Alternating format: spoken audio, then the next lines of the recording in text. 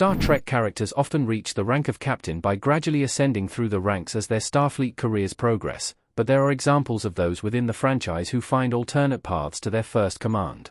One of the biggest examples is a member of the Star Trek Voyager cast, with Robert Beltran's commander Chakotay somehow managing to take the next step in his career upon returning to Earth.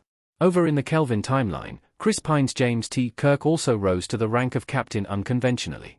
However, one path is far more believable. Pine has played Kirk in 3 Star Trek movies, but it's his promotion to captain at the end of 2009 Star Trek that often draws the most debate. Beltran was in every season of Star Trek Voyager before it ended in 2001, and he also came back to reprise the role as part of the Star Trek Prodigy cast in 2022. The animated show, which served as a soft Voyager sequel, revealed Chakotay had also been promoted to captain, which is somewhat surprising given his arc in the show with which is most commonly associated. Captain Chakotay and the Kelvin timeline's Captain Kirk both had weird paths to their first commands. Prime Chakotay and Kelvin Kirk took alternative Starfleet command routes. Modern Star Trek has addressed most of the characters from Voyager and their lives after the show ended, including Chakotay. Although his timeline was left unaddressed for a long time, Star Trek Prodigy revealed Beltran's character was the captain of the USS Protostar. What's unusual about this is that Captain Janeway, Kate Mulgrew, only gave Chakotay a field promotion to commander in Voyager's first episode. He had once been a Starfleet lieutenant commander, but he defected to join the Maquis.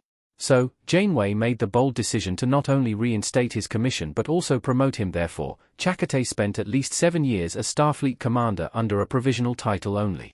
Before then, he had been a member of the Maquis, a group seen as terrorists through certain eyes. As such, it would have been understandable if Starfleet stripped Chakotay of his rank when he returned to Federation space at the end of Star Trek Voyager. This didn't happen, and he was permitted to retain his rank, plus given his own command after being promoted once more, this time to a non-provisional captain. Pine's Kirk also had a weird rise to the top in Star Trek canon. A separate entity from the Kirk made famous by William Shatner in Star Trek, the original series, Pine's Kelvin timeline Kirk had a blisteringly fast ascension to the captain's chair aboard his USS Enterprise.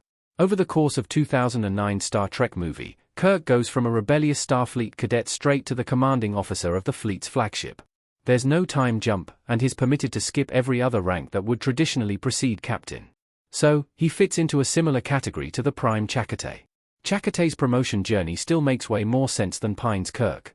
Kelvin Kirk's promotion to captain makes Chakotay's fascinating career seem relatively conventional. Arguably, neither man deserved to become captain at all. Chakotay defected to a group of freedom fighters, and Kelvin Kirk disobeyed orders and was very lucky not to be severely disciplined. Granted, Pine's character would probably have been given the benefit of the doubt given his heroics, but bumping him up to the captain of the Enterprise still feels extreme and unrealistic over 15 years after the movie's release. On the other hand, Chakotay's story makes far more sense. Yes, he left Starfleet and pursued more reckless methods, but he had a storied career within the organization before that. Chakotay's time in the Delta Quadrant was then spent earning Janeway's trust and serving his ship in a way that was ultimately equal to or greater than the efforts of other Star Trek first officers. His story is one of redemption, and one that ultimately ends in a reward of his recovered commission remaining intact. Inversely, Kirk becoming a Star Trek captain so soon feels very reckless on Starfleet's behalf.